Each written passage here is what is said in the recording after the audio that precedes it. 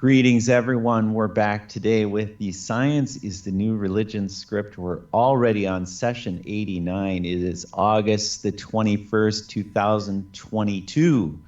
Welcome, Michael. Yeah, welcome, Brett. Welcome, dear listeners. I'm trying to improve my English a bit, but this session 89 is the third session on the atom. Yeah, as you can see. So, we have talked about the origin of this philosophy, and we have talked about the historical events in the past, in the Middle Ages especially.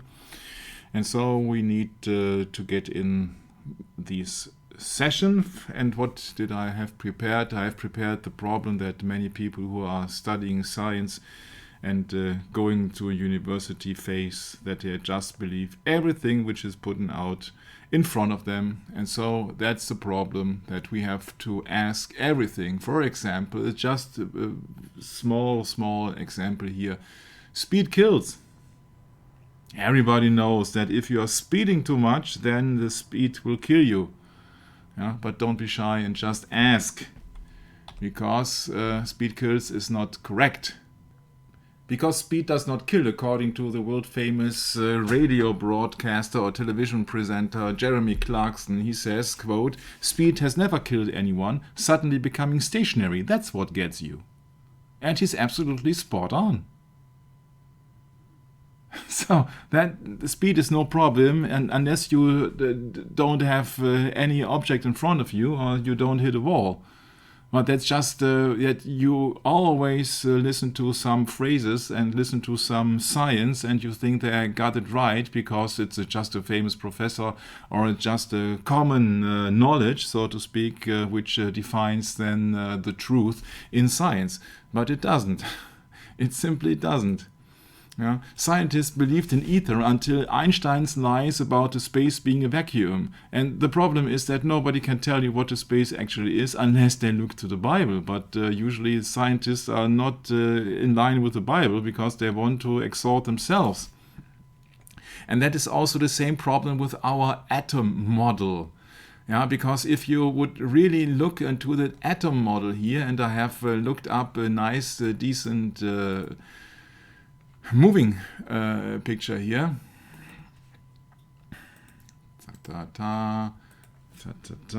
Action. Action. Yeah, does look great, huh? Brett, does that remind you of something? Yes, it does. It really does. You know Shall what I it give a reminds hint? me of? A triquetra. Yeah, it looks like Trinity, huh? Doesn't it? Right. Yeah, right. and this is just a pure... Like 666. Yeah, that's a pure atomic model of protons, neutrons, and electrons. Yeah, this is... it's very strange, huh? That's very strange. And of course, you can't prove it. It's just a model. It's just a doctrine. It's a religion. You have to believe in that. Yeah, well, we get to the hexagram, and then the hexagram to the cube, and then all of those interesting arguments for all these symbols.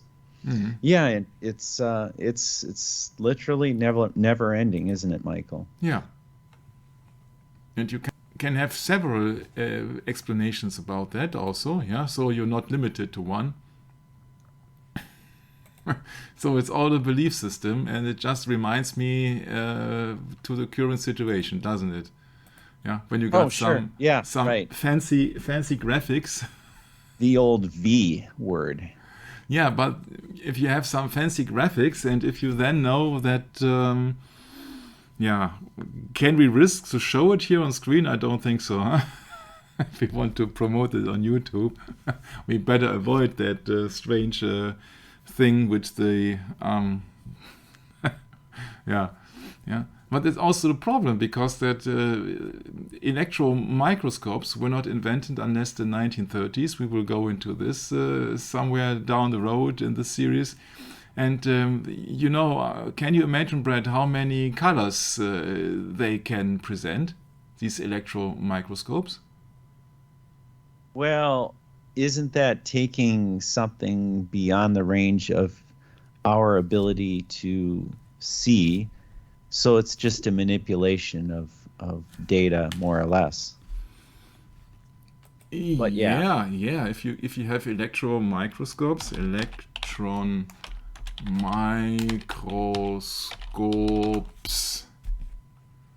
now you see I'm not using Google anymore. Swiss cows. Hey, Yeah. in Switzerland. Wasn't that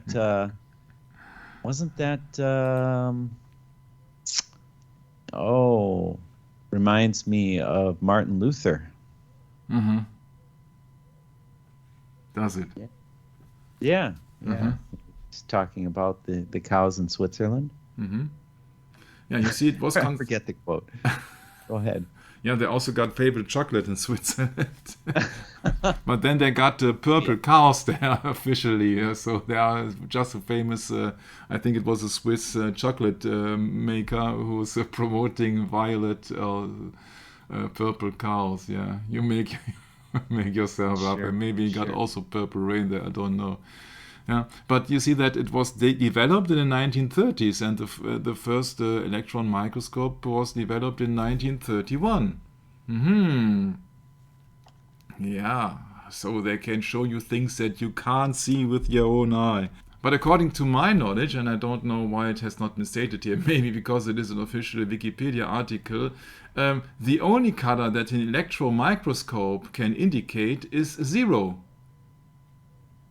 Yeah? So electron microscope does only indicate black and white. That means that all your models, which you can show them, are just fancy graphics. Mm-hmm. Yeah, and also it's for recurrent bacterious infection. Yeah, let's just have a common view on that. Yeah, are there any black and white pictures here?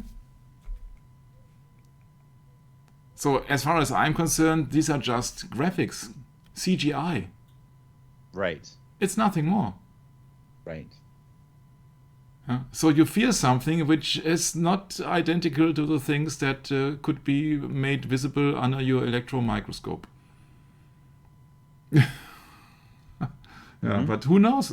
You see that people are just depending on people. Yeah, they're educated by people, not educated by the Bible, and we will soon have a very prominent example on that. So this is just fancy graphics here, and this is nothing else than a pagan trinity.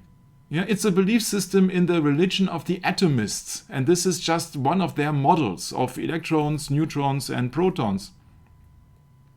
It's just simple as that. It's just a belief system because you can't prove it with your own eyes and with your own senses. Yeah? And so that is all very valid when it comes to the theory of nuclear power. Yeah, and it's I don't want to have it very complicated. That's why I'm just using Wikipedia here, of course. Nuclear power, so they say, yeah, is the use of nuclear reactions to produce electricity. The problem is that many people do not know what electricity also is. So you're coming from one theory to explain the next theory. But back to the problem with the nuclear power. Nuclear power can be obtained from nuclear fission, nuclear decay, and nuclear fusion reactions. Do I see any color? Presently, the vast majority of electricity from nuclear power is produced by nuclear fission of uranium and plutonium in nuclear power plants. Nuclear decay processes are used in niche applications such as radioisotope thermoelectric generators in some space probes such as Voyager 2. Oh, you have to believe in NASA and science once again. So that's very interesting when you think about that. That is just a reaction of some things, but it has not necessarily the truth in it. So that is nuclear power is the use of nuclear reactions. But now I got a problem, because the explanation on Wikipedia clearly speaks about a nucleus or external subatomic particles. And I said, oh, that's very interesting. Subatomic particles? Can there be subatomic particles? Can there be subatomic particles? I thought, oh, that is very interesting. I have to copy that link into my browser and then to get it on that. That's very interesting. We talked about that also, but in physical sciences, a subatomic particle is a particle that composes an atom. So that means that is a composite particle which is also composing of an atom. So it can also be particles who are smaller than atoms, yeah, which is against the theory. Yeah. Which is absolutely against the theory, because according to the standard model, it's a model, it's not the truth. Yeah, the standard model, a subatomic particle can either be a composite particle or an elementary particle which is not composed of other particles. Yeah.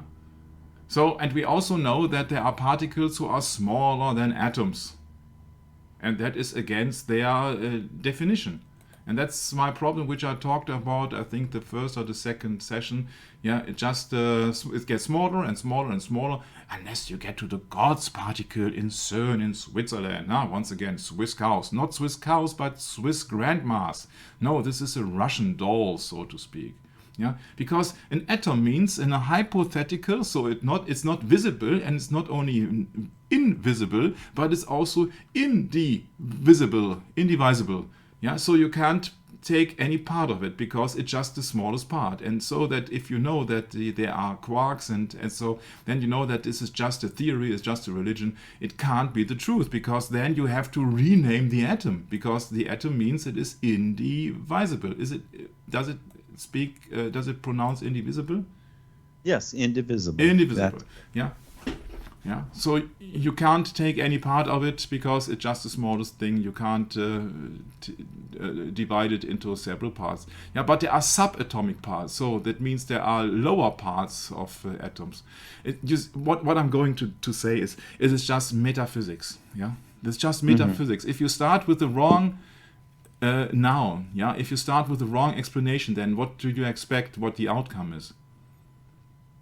Metaphysics, from what I recall, the etymology of that, Michael, is pretty interesting. Is that what you have there? Mm-hmm. Yeah. It's more or less, what does it say? A branch of speculation which deals with the first causes of things.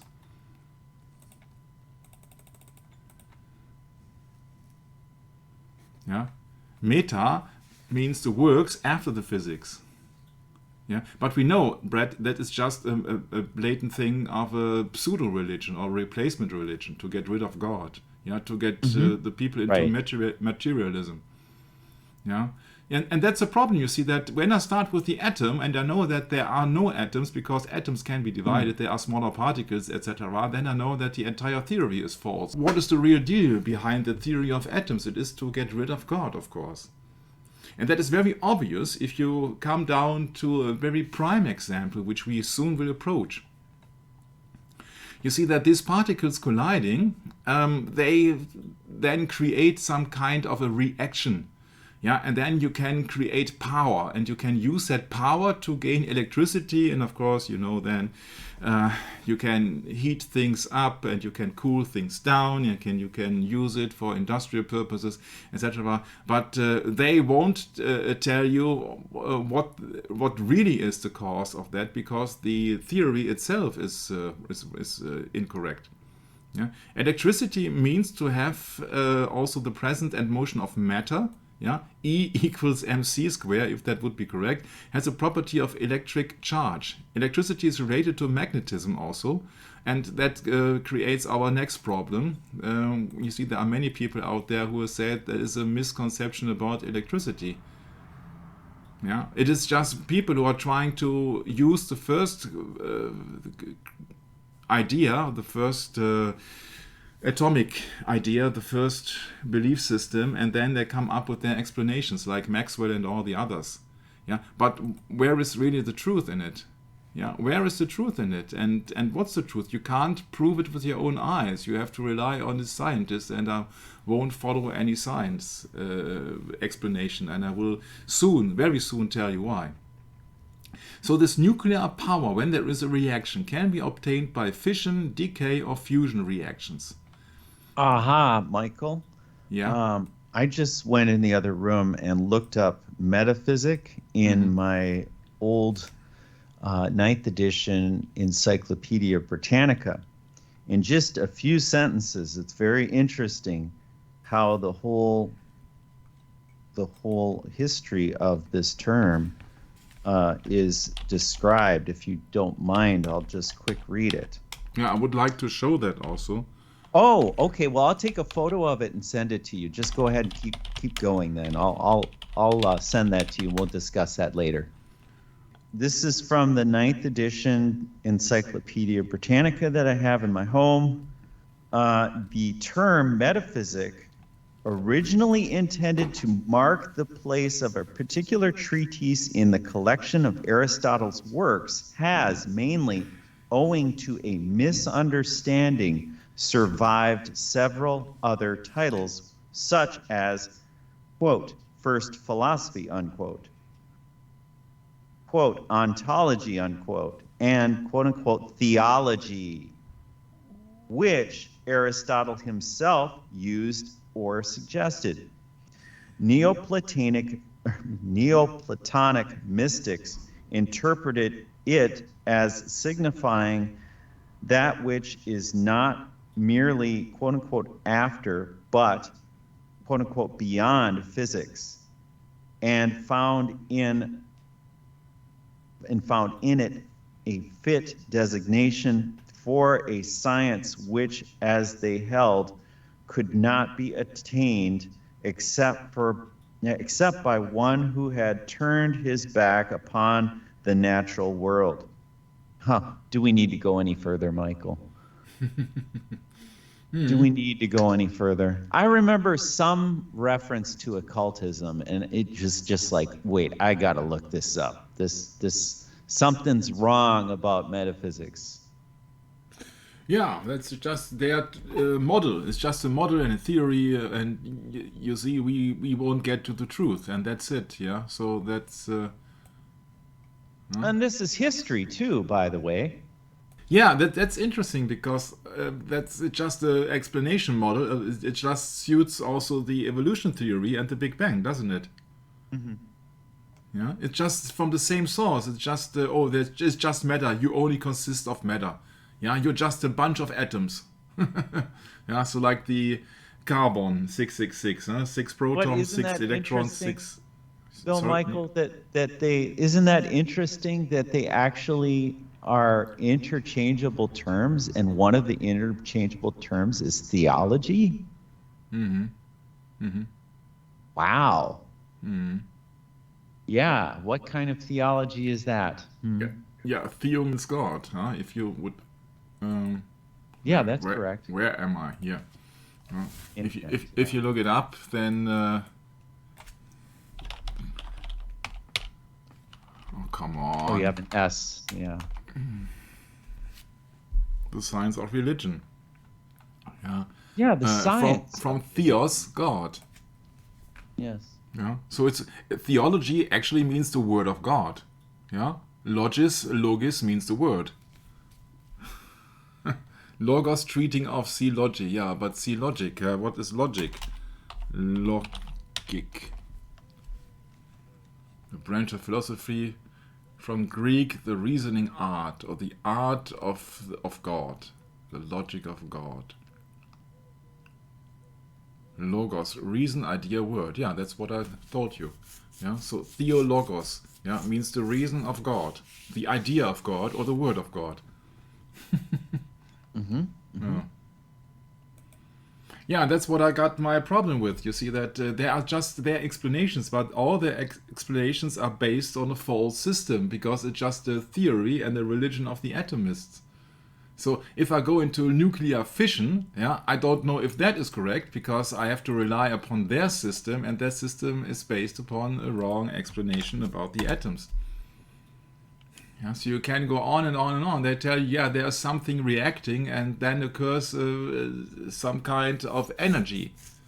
Yeah. So when there is an accelerator and two atom parts are colliding, then it creates a certain amount of energy, and that's how these so-called nuclear power plants are working. So this is nuclear fission reaction about neutron and uranium.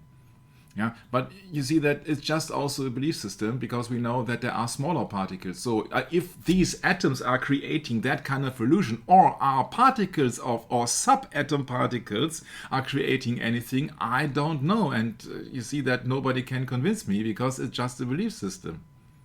That's my problem. You see that we can't go into every nitty-gritty of the explanation, official explanation of Wikipedia, but you can't prove anything.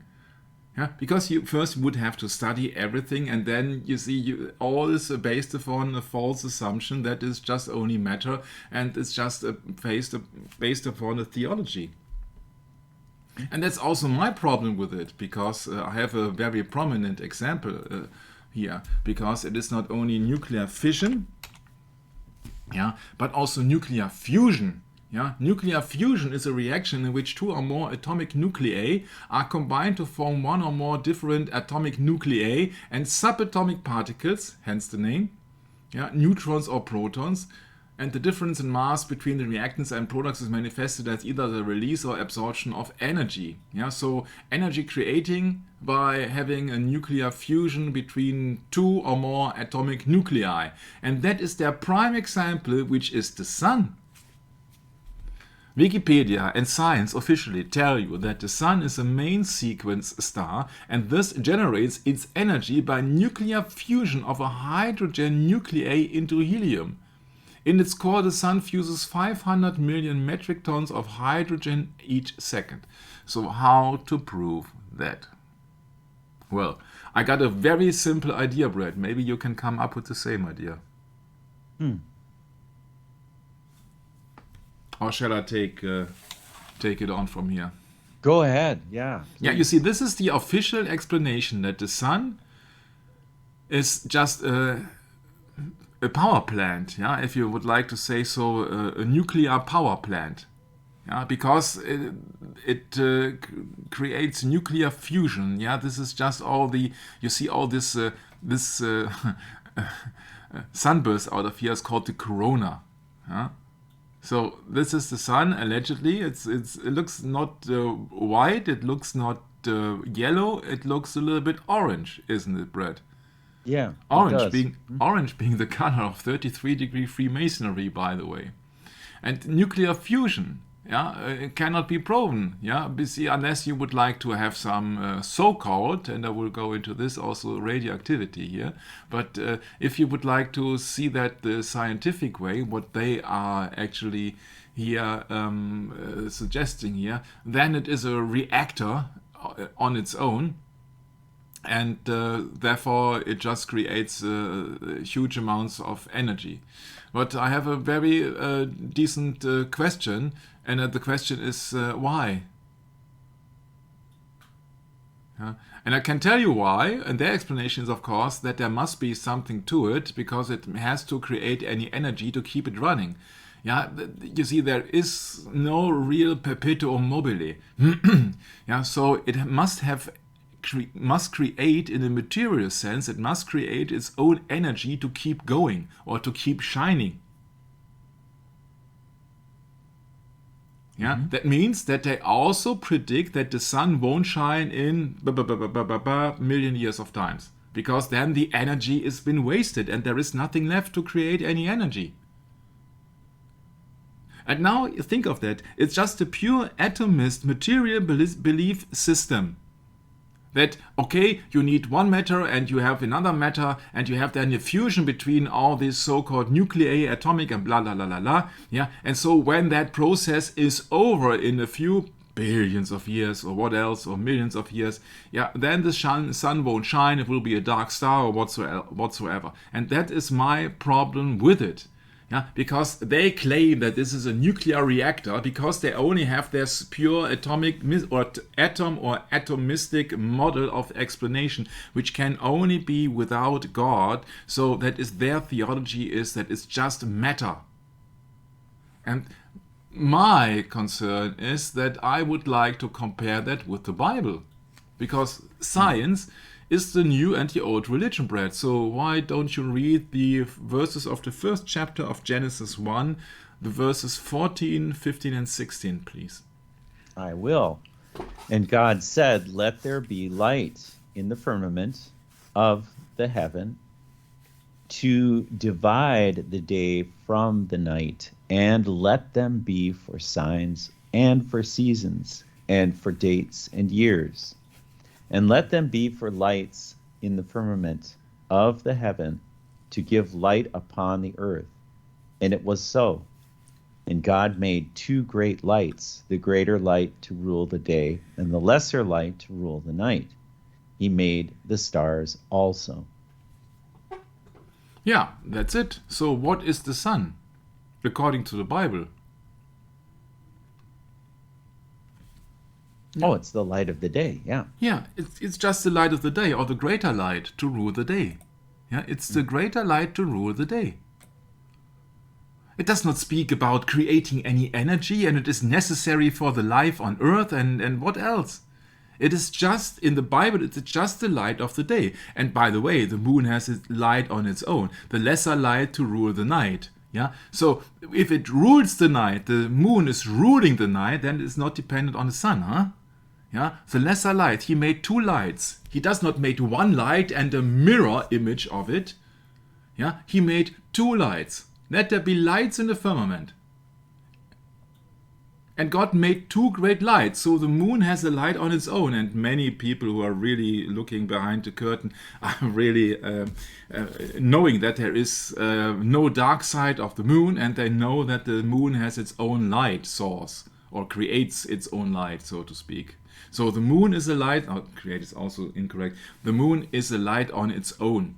Yeah, so God made two great lights. He does not make two great lights, and one is also a power station. Also, when you consider the creation, including God, so not the atomists, but the creationists like us, then everything was being created by God.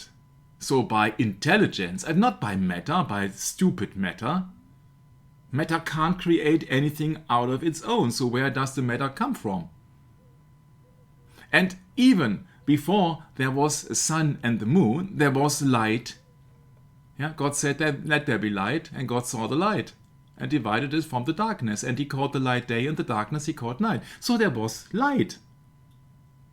That means that light is independent from the sun or the moon, because the sun and the moon were created after the light era, the day and the night and the darkness. Yeah, after the light and darkness, which then, of course, is then called here the day and the night. Yeah, so that is pure 100 degrees apart from the atomist theory that everything has been created out of matter. Matter can't create anything.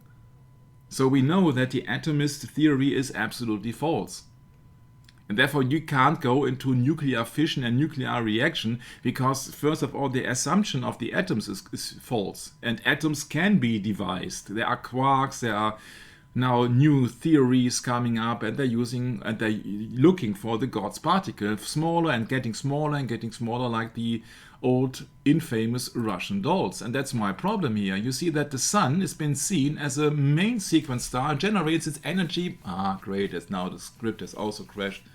And that is approaching the next problem of the so-called radiocarbon dating, which is also, of course, about their method of dating artifacts because of the half-life cycle of this carbon, radioactive isotope of carbon. So you have to believe that, because it just been originated out of this atomist theory also. Yeah, and I have many reasons that I don't believe in that, because you have a linear approach on that, and it's only about 5,730 years, the half-life span, and nobody knows what happens. And I think I have seen so many examples that it's absolutely not correct, and it's not precise also. But it's also that measurement of the radioactive isotope of carbon. So it's also referring to the atomist theory. And there's also much more to it, because they claim it will create some radioactive decay. And what is radioactive decay? It is explained on Wikipedia as radioactivity, radioactive disintegration or nuclear disintegration, the process in which an unstable atomic nucleus loses energy by radiation. Which is very interesting because there are certain parts or certain methods of radiation. This is alpha decay, beta decay, and gamma decay. It's of course from the Greeks. Weren't they atomists, Brett? Greeks? Yeah. So Yeah. That's right. yeah. So that is very interesting that everything occurred out of this atomist theory. And that's we could close the session now because it's just another belief system, because the entire world is afraid of radioactivity. And radioactivity, by the way, is absolutely wrong system or a wrong term on its own. Yeah, because radioactive just means for the average people that there is some hilarious thing happening that will lead them to be Contaminated. Yes. contaminated. Yeah. Because it's very interesting, because we are doing so many sessions, I can combine some certain aspects. And in the first James Bond movie, we know that James Bond is the brainchild of a former British agent called Ian Fleming. And it's about James Bond and Dr. No. And Dr. No also means the educated one who's denying, so that can also be a metaphrase for Satan. And it's about radioactive decay here. If you really see that both and his girl are captured, and they are now being measured about radioisotopes. They are just being measured about if there is some radio decay left. Yeah. So the threat of being contaminated, is it correct, Brett? Contaminated, Contaminated. was imminent in the 1950s and 60s when there were just these atomic bombs and all the things. Then, and this is just Dr. No. And you see, this is just all about radiation here in the first James Bond movie, even. And that led me to the interesting conclusion that there is something to it. Yeah, you see that science is not only the new religion. Science is a method of suppressing people with incomplete information. You see, it's this radiation zone. Yeah, and you have then, if in case of emergency, you have then to abandon the area. And of course, it's all about the global situation, and it's all about the globe to indoctrinate the people. Yeah, the globe is also, in my humble opinion, to indoctrinate the people to create a belief in so-called gravity. Because when you really think about a globe system or a global Earth, then you really have the need of a kind of a gravity system. And if you think about a spinning Earth, it creates so many problems here. But it's just about radiation and the atomic threat in the first James Bond movie even. Yeah. You see, it's just very prominent here. It is absolutely prominent. And it's also not, one thing is also very prominent. If you fix a globe on that apparatus here, and it's like also like Saturn, yeah, like one half of the ring of Saturn. Yeah, but it's just that my humble opinion here, reactor on. Yeah, so the reaction is out of control here, and now people will be contaminated. Yeah. Yeah, that's really interesting here. Also, it's about Mercury rockets who were then present in the United States Army or Navy Army, I don't know.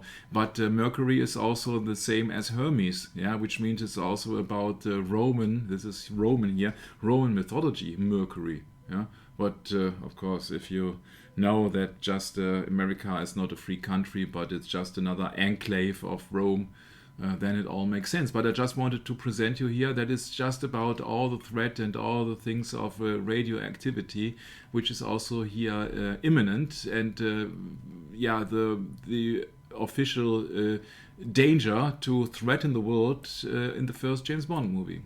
So let's get back to the script on science. Yeah. So we know that they do not play fair. Yeah, so they twist the words around by sophistry, and they will always limit information. That's also part of the novel of 1984 from George Orwell, who was a student of Aldous Huxley with Brave New World.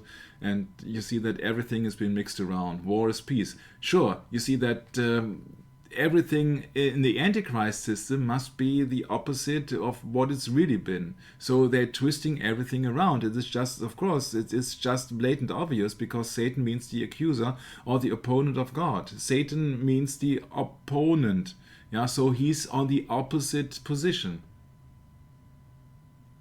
Yeah? Freedom is slavery, ignorance is strength.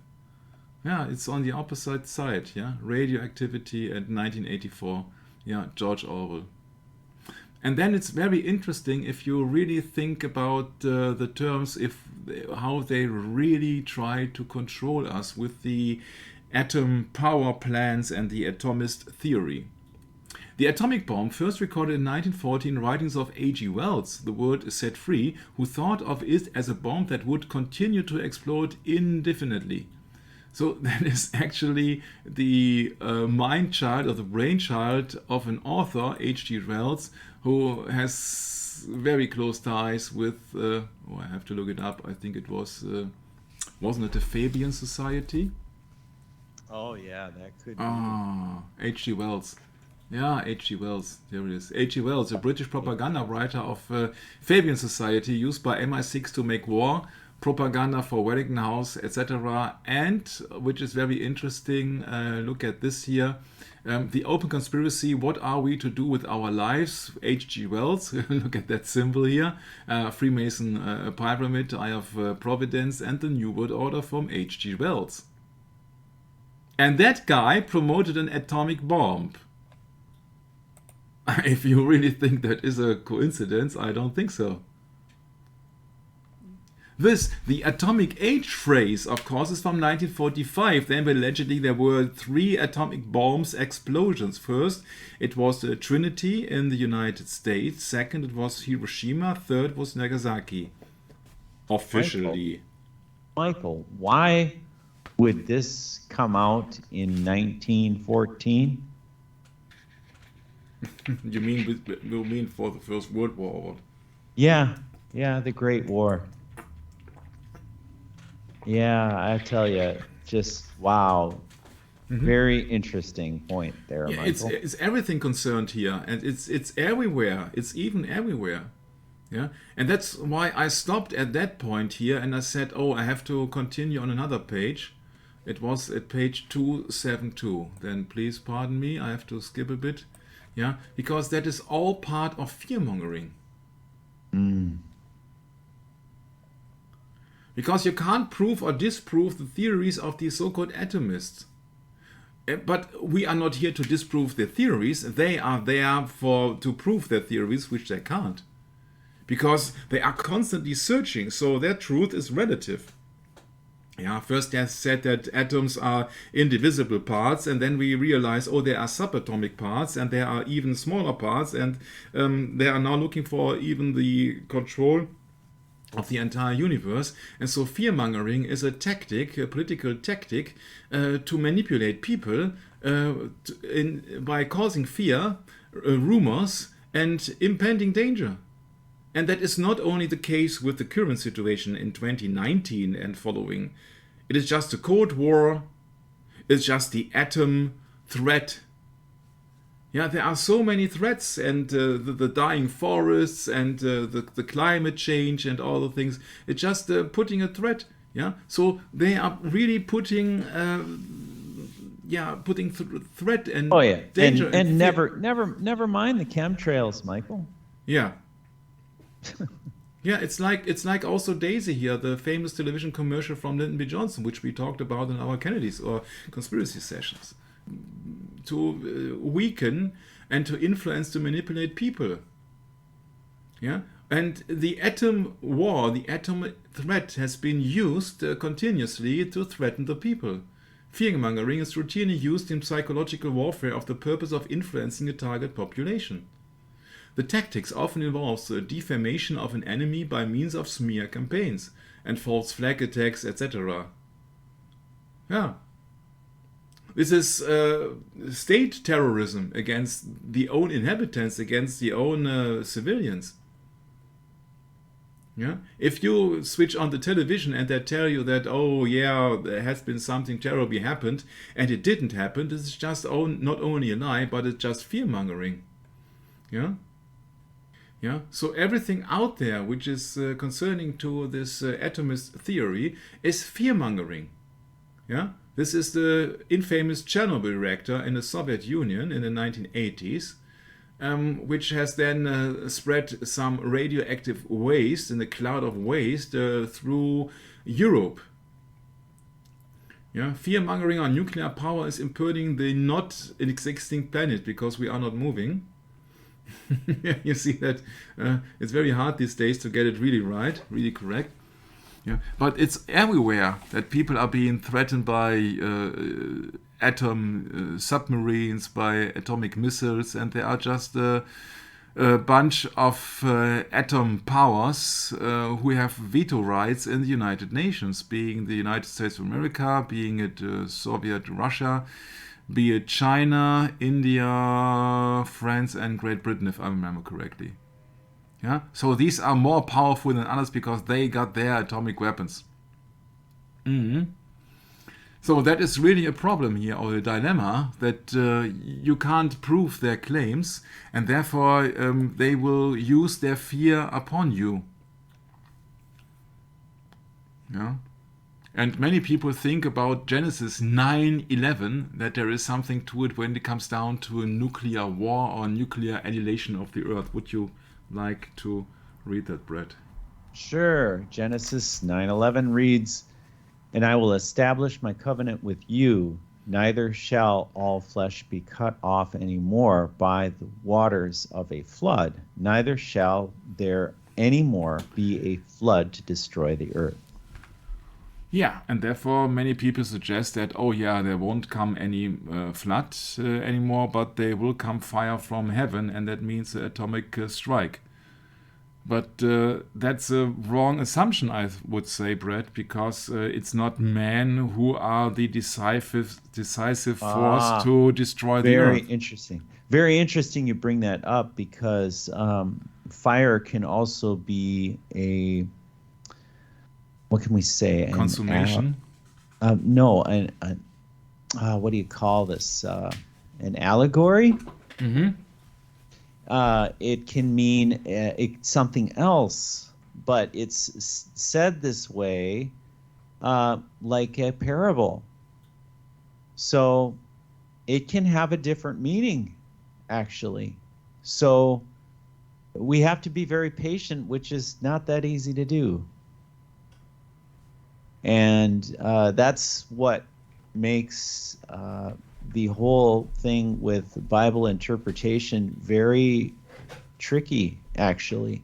Because, look, if you say the wrong thing, you're in trouble. That's how it works. Right, Michael? With prophecy. We have to be very careful with prophecy. It's a very delicate thing. Because if we get it wrong, then we lead others astray. And then there's a bigger noose over your neck. Yeah, but people really think that people have the ability to destroy the whole so-called planet. First of all, there is no planet to destroy. And second of all, I don't think that God, who is the creator, if you are really Bible-believing Christian, you won't think of the idea that men are enabled to destroy this earth. So it is fear-mongering that people are so potent, they are almighty to destroy the entire earth. This is blasphemy. It does not have any clues or any stand in the Bible that man will destroy the earth. Yeah, it's really. Sometimes I really don't have a hard time, because you see that there are two sides. There is love from God and there is fear. But you see that, look at 1 John 4:18, Brad. There is no fear in love, but perfect love casteth out fear, because fear hath torment. He that feareth is not made perfect in love. Is that the one, Michael? Yeah, that's just an example. You see that if we really fear for any people that they will blow up the entire earth, we are not having faith in God. Yeah, that's my point. Yeah, you can't trust God in being the creator of earth and then have fear in man that they will blow up everything. Yeah, I think that that is right. It's also stated that the fear of man bringeth a snare. Yeah. Yeah. So that is what you are looking to. Is just yeah, it's a kind of a religion that really they are so potent, they are almighty to blow up everything. Yeah, they will extensively tell you in the mass media that they are capable of destroying the earth so and so many times with all their nuclear arsenal of weapons. But is it? Are they? Yeah, are they? Because switch back. Yeah, because you have to train yourself that you don't fall for any lie. Yeah, it's the same that speed kills. Speed doesn't kill anybody. Yeah, it's a sudden impact, suddenly becoming stationary, and so you have to train yourself. Yeah, this is fear mongering. You see this on the left hand. You see this Iron Maiden album, 2 minutes to midnight. What does 2 minutes to midnight mean? Yeah, there is a doomsday clock. Yeah, showing or showed in the past 2 minutes to midnight as the time for the approximate time that we still have until the whole thing here will blow up. And this doomsday clock it's coming from the bulletin of the atomist science, and they say it's really unbelievable. They say humanity is threatened by two existential dangers. Both are reason enough for high concern and immediate attention. These two threats, nuclear weapons and climate change, were elevated last year by information warfare to undermine democracy around the world. The risks of these and other threats pose an extraordinary threat to the future. The same reasons from 2019, along with the escalation of the political situation as well as the advancement of climate change, had caused the bulletin to let time pass by 20 seconds. Thus, a new peak has been established. So, more fear. More fear. Yeah. Now it's only 100 seconds to midnight, which means midnight is the time when everything will blow up here. This is their so-called most important number in the world. Yeah, this is not only the doomsday clock, but this is also the climate clock now. Yeah, so we're running out of time, Brad. I thought you were going to say the debt. The debt clock. Yeah. You know, why now? Yeah, why is this going on right now? Because it suits the agenda. Yeah, that's right. Yeah, you see, that is a real problem here. The bulletin politics of the atomist scientists. Yeah, that can you translate it to the lay people here? What the atomist scientists are, Brad? Yeah, modern day sophists. Yeah, the atomists. Well, they're philosophers. Yeah, they're philosophers. Yeah, they are purely believing only in matter. So what is philosophy? Well, that's the main mechanism of the third empire called the Greek Empire. Mm-hmm. So it's a method of the beast. And what was the Greek Empire? It was thighs of brass, was it? Yeah, correct. Yes. Mm-hmm. That's absolutely correct. That's spot on. So yeah, a lot to learn here, Michael. Yeah, that's it. You see, that is just all fear-mongering. Mm-hmm. Mm-hmm. Yeah, founded in 1945 by Albert Einstein. Would Albert Einstein ever lie to you? And the University of Chicago scientists who helped develop the first atomic weapons in the Manhattan Project. The bulletin of the atomic scientists created the doomsday clock 2 years later, using the imagery of apocalypse. Yeah? midnight and the contemporary idiom of nuclear explosion countdown to zero to convey threats to humanity and the planet. The doomsday clock is set every year by the Bulletin Science and Security Board in consultation with its board of sponsors, which includes 11 Nobel laureates.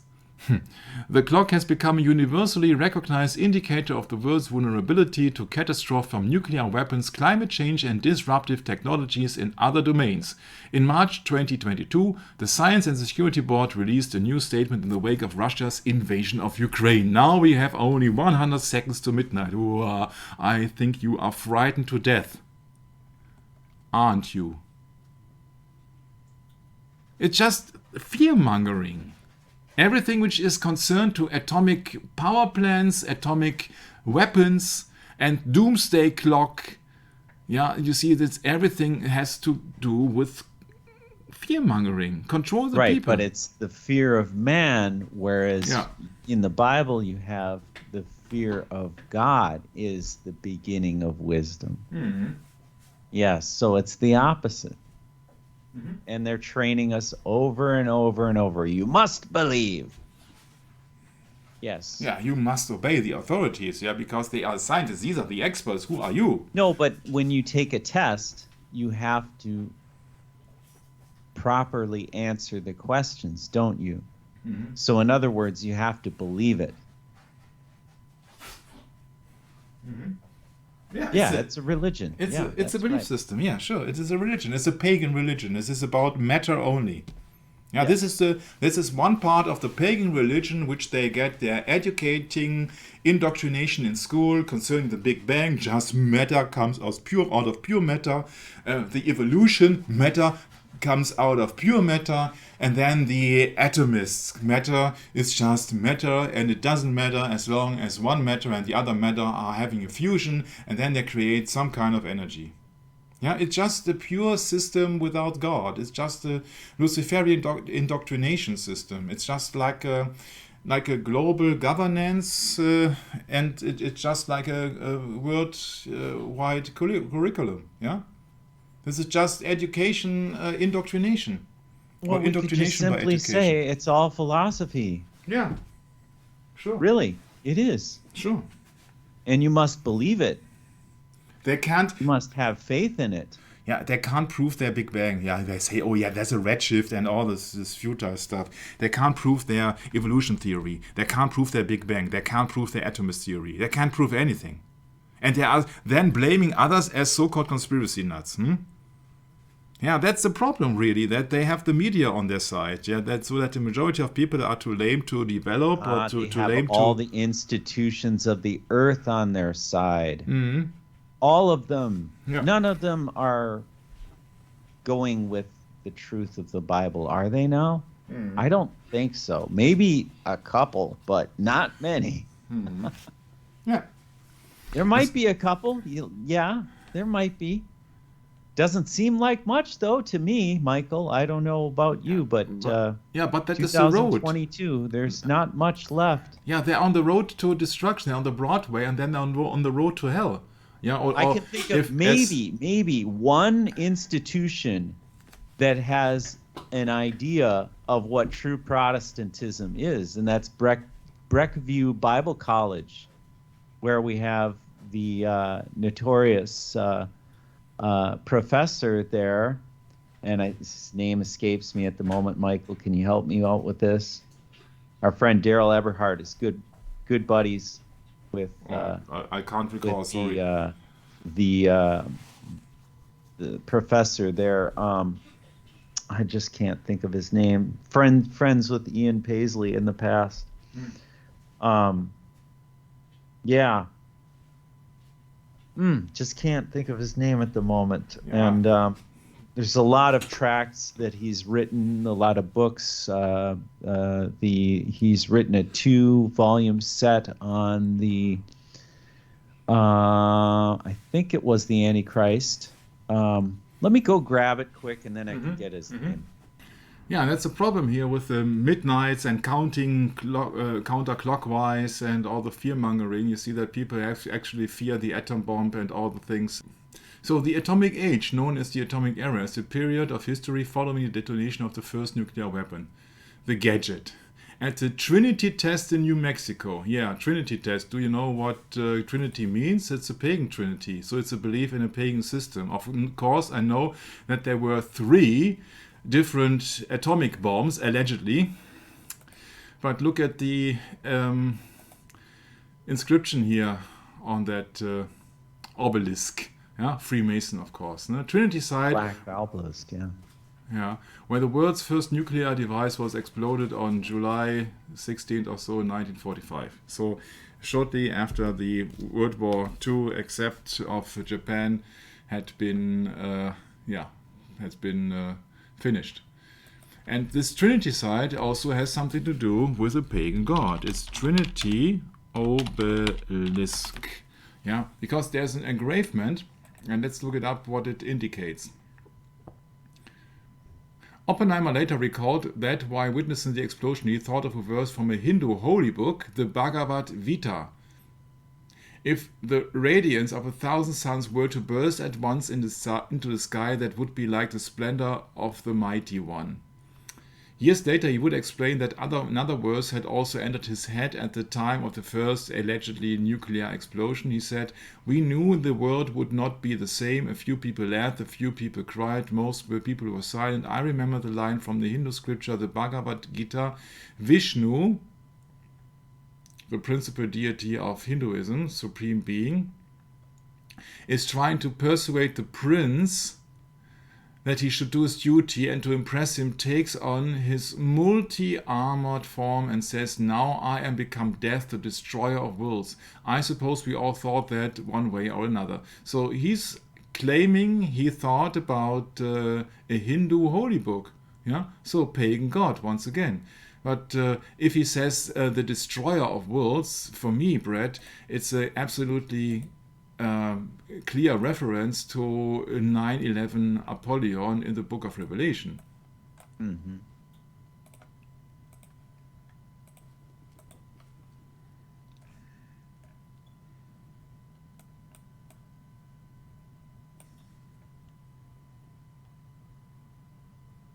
The angel of the bottomless pit.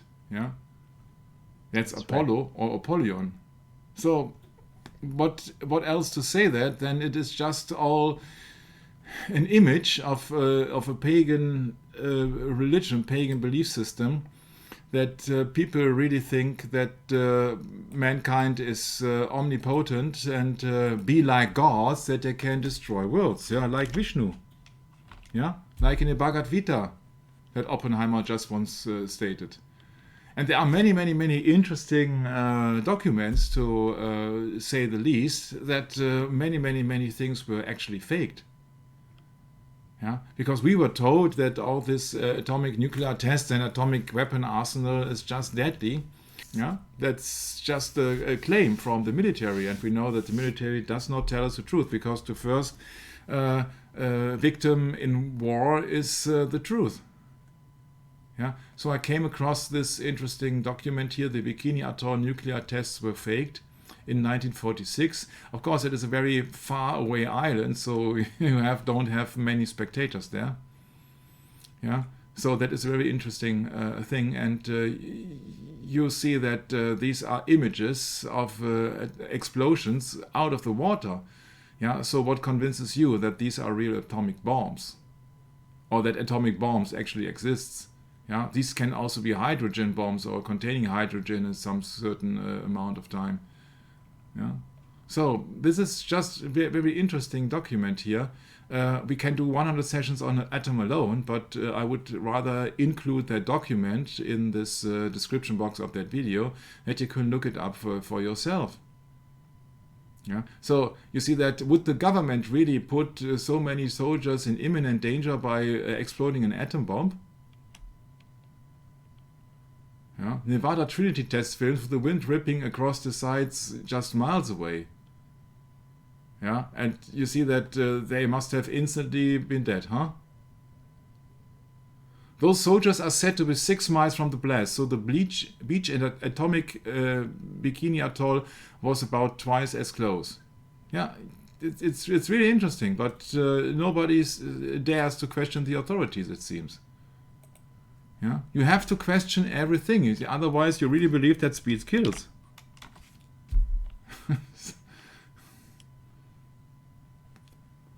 Yeah. Oh, the video is not there anymore. Oh, for whatever reasons, huh? Yeah, and that's my problem with it. You see that all the science stands to reason, and you have to question everything. And if you raise questions, then the majority of people, they get furious. Because you question their authority. You are questioning their authority. And they can't stand being questioned. Yeah? So I will include this document here, and it looks very fancy.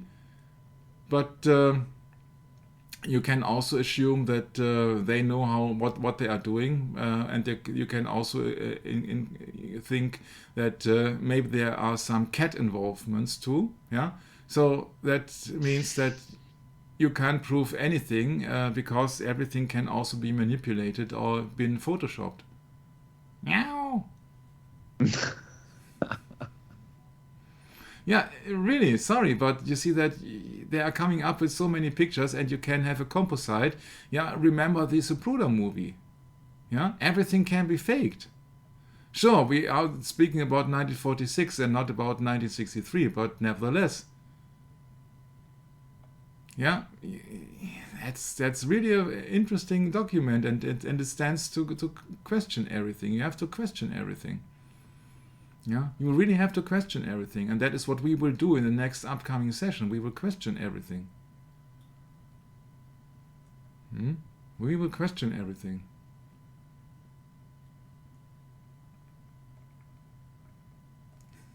You see, when we really know that the atomist idea of pure matter is just one thing which fits the official Luciferian narrative in excluding God, because he wants to play God himself, then you know that everything else is also being manipulated, and they can manipulate many things by modern means, especially. Yeah. Who convinces you that this is a real actual photo of 1946 or so? Yeah, you see or this one. Yeah, you see everything can be faked. Everything can be faked. And that's really, that's really the problem with it. You see, they have unlimited, almost unlimited means to fake and manipulate everything.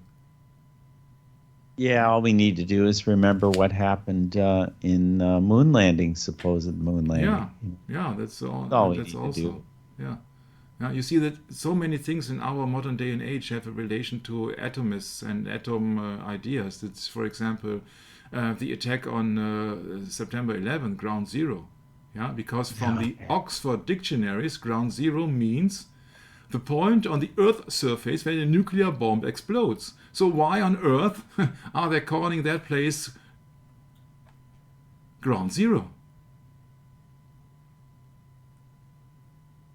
And at the same time denying the explosion of an atomic bomb. Because official theory is that the planes and the fuel of the planes that caused the buildings to collapse. Imagine that, yeah? Naming that site ground zero, yeah, at the same time, which actually has the original meaning here from the Oxford's dictionary, nuclear bomb exploding location, yeah, and at the same time they tell you that has been happened, destroyed the huge Colossus towers by jet fuel, yeah. Yeah, that's right. Oh, Just kerosene, you know. Yeah, absolutely. Yeah, absolutely. Yeah, absolutely. Kerosene melted the skyscrapers. Yeah, okay. Yeah, and I said here for that picture when they have now water basins there where the towers used to be, I said greetings to ISIS. Yeah? And never mind the third tower that fell on 9/11. No one will ever talk about that in the media, of course. Yeah, which had Building to fail. 7. Which had to fail. Yeah, because it was building 7, it was Solomon building, it was Solomon's temple. Yeah, so the temple, of course, had also to crumble. Yeah, not only the pillars of the temple, which were the World Trade Center 1 and 2, but also the building 7, which was the temple itself. Sure, this is a religious area here. And now it is also a religious area of worship for the dead. This is necromancy here also. Yeah, I'm sorry for everybody like the who died. triumphal arches in Rome. Yeah. Kind of the same idea, isn't it? Yeah, so every tower which erects has a resemblance to the male reproductive organ, like Nimrod or Osiris, and every water basin, which is a depiction of a hole, of an opening, has a resemblance to the female reproduction organs, which has a resemblance then to Isis or Semiramis. Yeah, so that's what my intention was when I looked it up and I said, oh yeah, greetings to Isis. Yeah. This is the same water basin which stands in front of the so-called Washington Monument, which is an obelisk or Nimrod, and it's also a water basin which is at the Didi Plaza. Yeah, so it's all a symbolism here, and I won't fall for this atomist theory because it stands not the test of time. Yeah, there's other things to it. We will go into this quite soon. But also this Didi Plaza contains this water basin. I don't know if I got a decent picture of that here. Sure, of course not. Oh, yeah. The one right by the obelisk, the reflecting. Yeah, maybe we have to include the obelisk here. Obelisk. Yeah, this is the obelisk, and yeah, there you got it. No, you see there your water basin. This is Osiris, and this is Isis. Yeah, so Osiris is the phallus, and Isis is the basin. It's the female organ, and the water stands also for for life. Huh? For what is it in English? Geburtswasser. Fruchtwasser. Meine Güte. Fruchtwasser, Englisch. Inside the female womb. Fruchtwasser, English. What is it in English? Amniotic fluid. Is that correct? I don't know. You don't know. Got me. Fruchtwasser. Yeah. Never heard of it. Amniotic. Before. Yeah. Fruchtwasser und Teste. Yeah.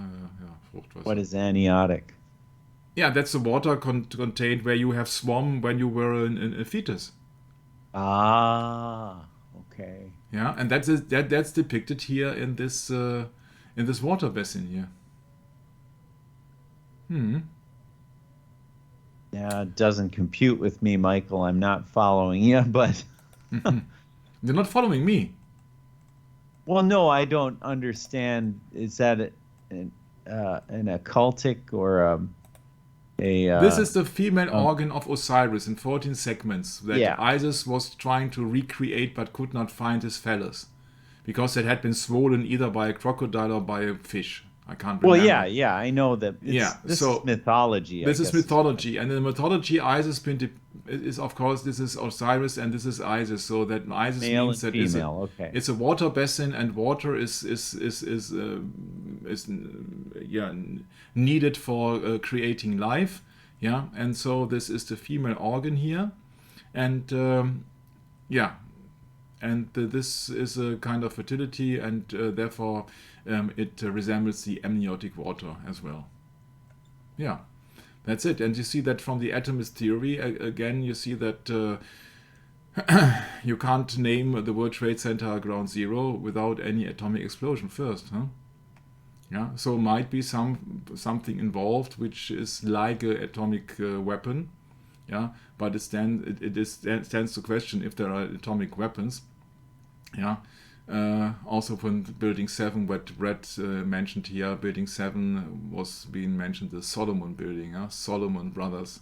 Yeah, and now of course they got a One World Trade Center, yeah, which is as above, pyramid upwards, as below, yeah. As above, so below is then this downward triangle within one complex, so One World Trade Center, everything in one, incorporated, and the antenna for the signals to the sky, Lucy in the sky. Maybe there's a diamond on top, I don't know. Yeah, the atomic age, yeah. Yeah, they actually are really making fun of us that we all believe their philosophic ideas. Yeah, because we will soon close that session, because in the next session we will go into every part of this fear-mongering from the governments.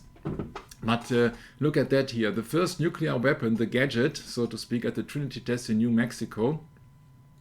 It is interesting because in 1901, Mr. Soddy and Mr. Rutherford discovered that radioactivity was part of the process by which atoms change from one kind to another, involving the release of energy.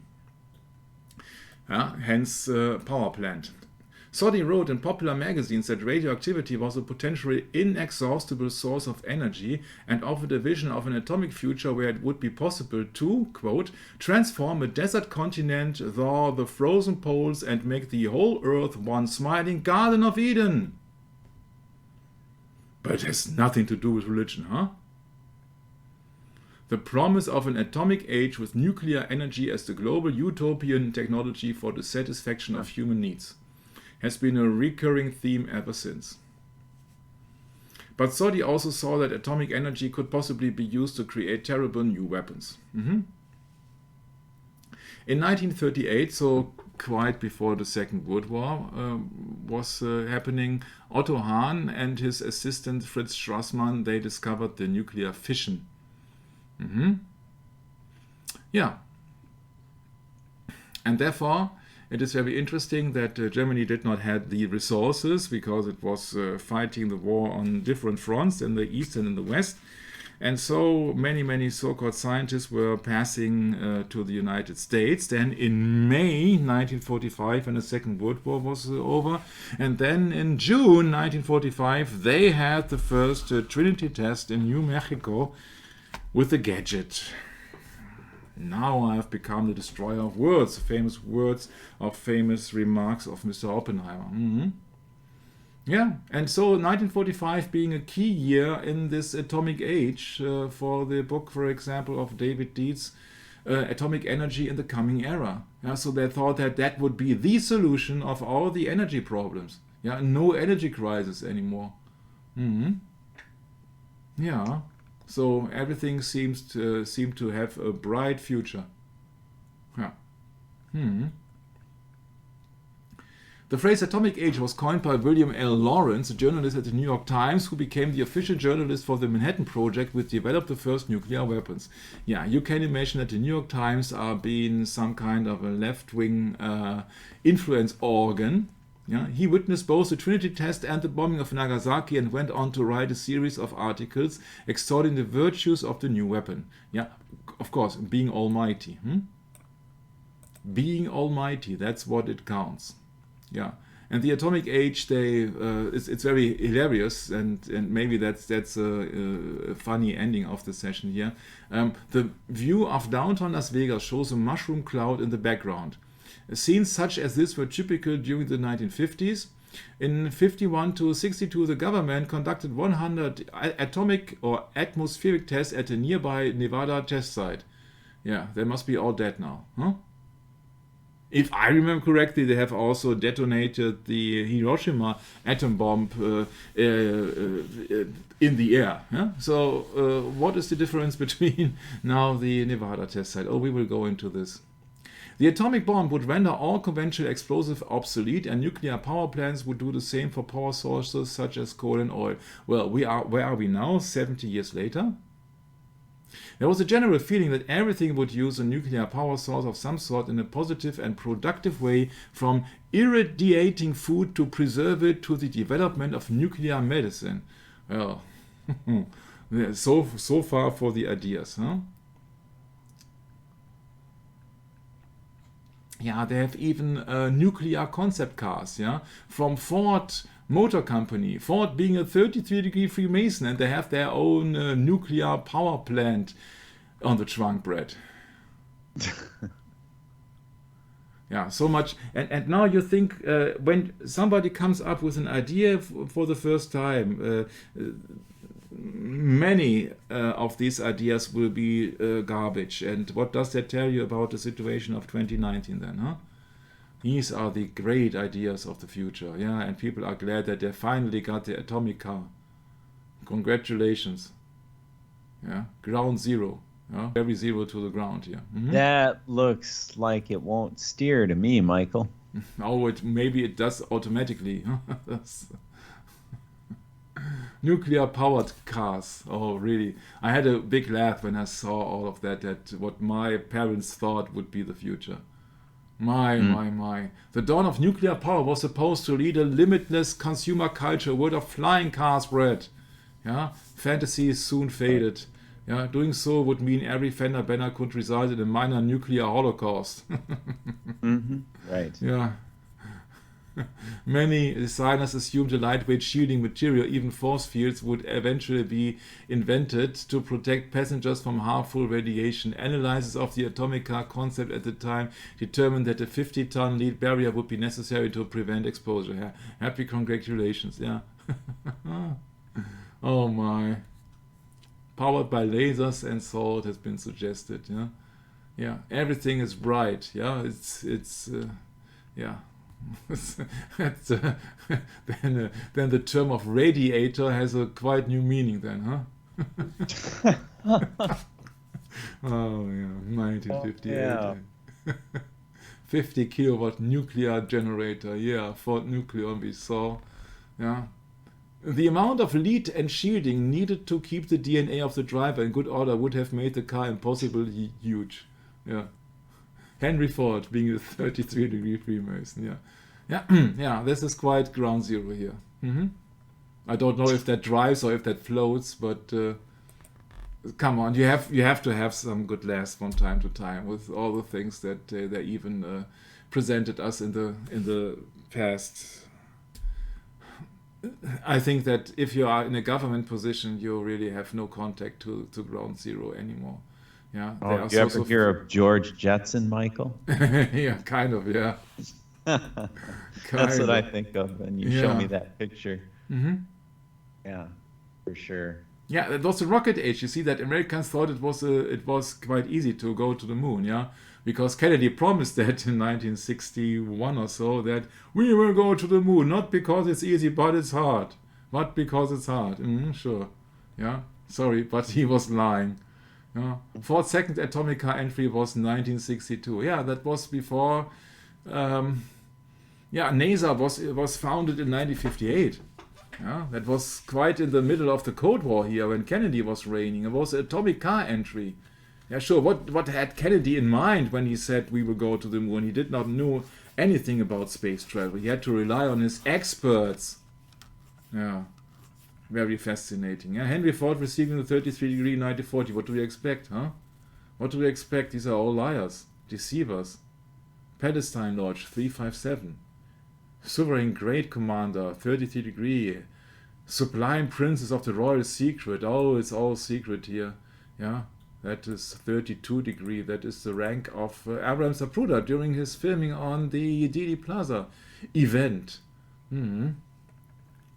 This goes on and on and on. This goes on and on and on. Yeah, maybe we closed down with Back to the Future. It was one of my favorite movies. I think that you are familiar with that, Brad. Oh, yeah. Oh, yeah. Okay, so Back to the Future was a trilogy, yeah, or the trinity of movies, and depicting the Marty McFly, who was always suppressed by his evil schoolmates, and the bright inventor coming up with the time travel machine. And look it up, Out of Time. I really was so fond of this car that I stood before a DeLorean in a museum in Germany 15 or 20 years ago, and I thought about buying that car, and then I saw how miserable it was being worked together. There are so many, you could put a finger through the gaps of the door, huh? And I said, oh my. Yeah, but it was a fancy car, it was a fancy project, Out of Time. Yeah, you see that. Why do I mention that? Because it has something to do with the atomic age. Yeah? This is a flux capacitor for Mr. Fusion. Nuclear fusion, huh? Yeah, of course, it is so sophisticated that you use that printing labels here. Sure. Yeah, and that is a car which I find hilarious. But it is not Doc Emmett Brown, but it is a project allegedly of an ex-NASA electrical engineer based in Florida. Yeah? Okay. Yeah, and look it up. These people are very sophisticated. They're just doing their own deceptions, not contraptions, but deceptions, because it has to look as if it would work. But it does not work. There is no plutonic chamber. Yeah, this is just the homemade service. This is just DIY kind of stuff. Yeah, it does not work. But what actually is really interesting is the reference in here. You see, when you hit 80 miles an hour, it will activate the time travel mode. Why 8? Yeah, because 8 is the number of infinity. Yeah, so infinity Ouroboros, yeah, it's the number 8. 8 also the number of death in astrology. Yeah. But it's very interesting when you think about the circuits where you can input your destination time. When you hit 88 miles an hour, it will activate that mode. And usually, when you think about the real movie there, yeah, 88, yeah, you see the 8 or the infinity symbol on the magician, on the tarot cards, yeah, infinity symbol. There's also a speaker branch called himself Infinity. Back to the Future, Mr. Fusion. Yeah, it looks like a kitchen item or so, huh? Yeah, it's just Back to the Future, Mr. Fusion. Yeah, plutonium chamber. Yeah, so be aware of that. It is possibly that you have a nuclear holocaust, that some people say. Yeah. But look at the movie. At the movie, it's called November the 5th, 1955. It's their destination time. Brett, does that remind you of something? No, November 5th. Yes, it does actually. Yeah, the 5th of November. Yeah. You bet. What a coincidence, huh? Yeah. The that's right. gunpowder, treason, and plot. Guy Fawkes to blow up. You would need what year though? You would need 16. Yeah. 1606 or so. 1606. Yeah, there you go. Somewhere in there. Yeah. Yeah, the gunpowder plot. Yeah, all the people. Yeah, and this is 1605. Yeah, and this is part of the introduction of our conspiracy series here, the gunpowder plot. Yeah, remember the 5th of November. Yeah, and that is part of Back to the Future. Yeah, they are all making fun of us, unless we realize that we have been fooled. Yeah.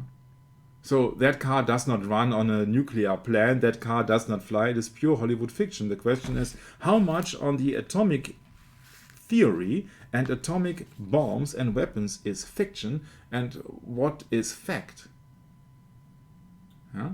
The 5th of November, the gunpowder plot being one of these conspirators was a certain Guy Fawkes, which is also the same as the mask of Anonymous. Yeah? A collective and anonymous, Michael. Anonymous, yeah, a collective of hacktivists or activists. Yeah. So these are not the good guys. Yeah, these guys have a mask for Guy Fawkes who blew up the parliament. Yeah, so these are terrorists, conspirators. Yeah, so Anonymous is a conspiracy. These are conspiracy theorists. It's nothing more, nothing left. You see that nobody knows, does not show their real identity. They're Roman too, see? Yeah, Roman too. Yeah, these are not only laurels here, but this is also a depiction of Kronos, because this is just also a symbol for harvest. And the god of harvest was Saturn, with a sickle. Yeah, so it's also a symbol of Saturn ruling the world. Or the globe, which is oh my, so much deception in it. Yeah, but of course this is a secret service organization. Yeah, I doubt that these are private people. I think this is a secret service organization. Yeah, this is controlled opposition. So this splitting of atoms has a magical grip on imaginations. You see that these people do not know how it works, and they are just crying out loud for that because they want to be almighty, and they have should want to have access for the atomic power. And so from there on it goes and goes and goes, and the hysteria and the joy and all the things about so-called winning the war in 1945 and all the atomic power at their disposal, that soon went away, and then they got in terror about any atomic threat. Hence the Lyndon B. Johnson trailer. Think of the Lyndon B. Johnson spot then. And so that people were then scared about radioactivity, fallout from debris, and radiation, and many things until this very day. Yeah, until this very day, Chernobyl nuclear power plant can be seen on the horizon. Yeah, that was in Soviet Union. You also had a nuclear accident at 3 Mile Island, and I think I'm through with that. So I would like to end the session now, because my concentration is fading. But this is just the third session of the atom when it comes down to the fear-mongering about the misuse of atomic power into atomic weapons, etc., and all the threat of the bulletin and doomsday clocks and everything else. This is a program of fear-mongering. And we will go into that into this item in the next session with some examples also from the United States of America. So please support us, and thank you very much for spending your time on us, that you really see that you don't have to fear yourself, because according to the Bible we only have to fear God. And therefore I would like to hand it over to my beloved brother Brett. Thank you very much, and Maranatha. No, thank you, Michael. So many things to consider here, in terms of the whole Manhattan Project kind of thinking of, we're talking about a military operation here. We're talking about compartmentalized information. And of course, many of these programs are designed in such a way to never give you the truth. You have to be on the very tippy top of the whole hierarchy to be revealed the entire program and what its goal is. But if we look at this from a Jesuitical point of view, I think it becomes obvious that there are subtle things here that need to be closely looked after. And yes, I think that there is a lot of very questionable things. And yeah, Michael, I agree. We have to question everything here, and we can't just take it for granted unless we want to be deceived by this military. Do we want to be deceived by the military? I don't think it's a good idea. I think it's a much better idea to let the Bible be our guide and let the Word of God sift this all out in the process. But yeah, Michael, I didn't take notes. There was something you were mentioning earlier on. I should have made a note of it, because I can't recall right now. But yeah, I think these sessions are really, really long. I think that might be the problem with trying to retain all this information. It's really hard because we don't deal with this information every day. I'm dealing with simple mathematics and carpentry every day. So all of these complex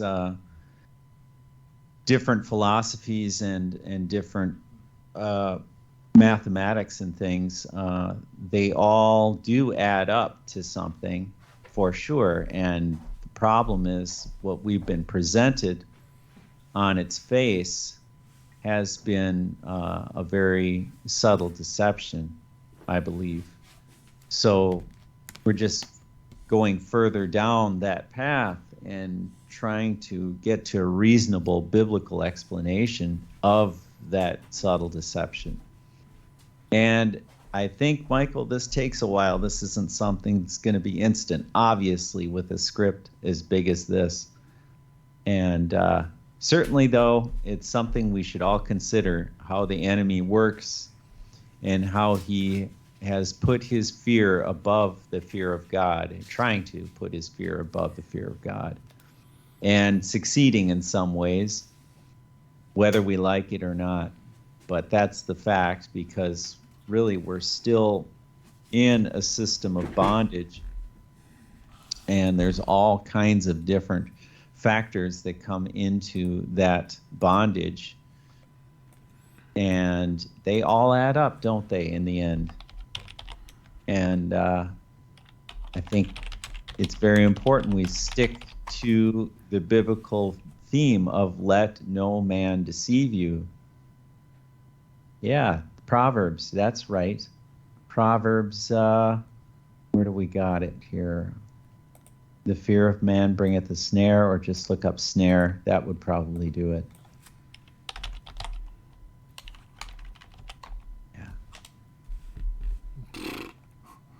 How many instances do we have here? How about Proverbs?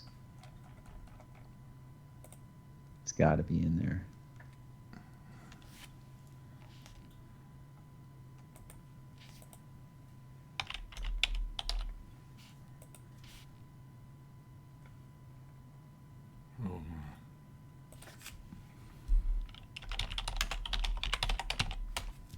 Fear of man. Yeah, Proverbs 29:25. 29:25. Yeah, the fear of man bringeth a snare, but whoso putteth his trust in the Lord shall be safe.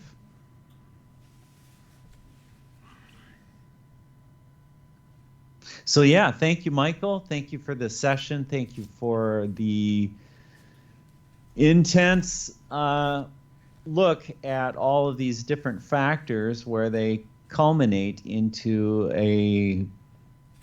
another deception. And that deception is to bring us again away from the Bible and back into the realm of the beast, and that is the philosophical realms and other realms as well. And ultimately, to defeat man, you have to be able to make him fearful of his opponent in the world and not in heaven, because his opponent in heaven is Satan. So if Satan can convince you that he doesn't exist, then guess what? You've been deceived.